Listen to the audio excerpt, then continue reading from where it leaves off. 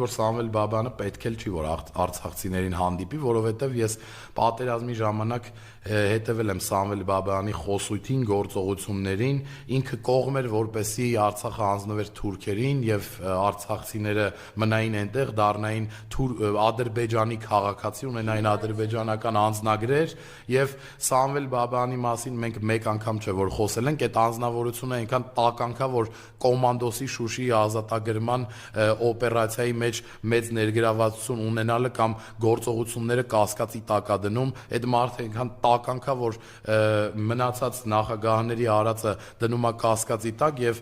ես ուզում եմ պարզապես ասել արցախցիներին, որ նմանատիպ երկերեսանի հող ուրացող մարդկանց հետ հանդիպելու ոչինչ չկա, ինչի մասին է խոսքը, ինչ հանդիպել, չգիտեմ, հիմա Արայիկ Հարությունյանը գերության մեջ է, ես չեմ ցանկանում գերիներից ոչ մեկի հասցեին ինչ որ վատ խոսք ասել, բայց ոնց որ հիմա ասենք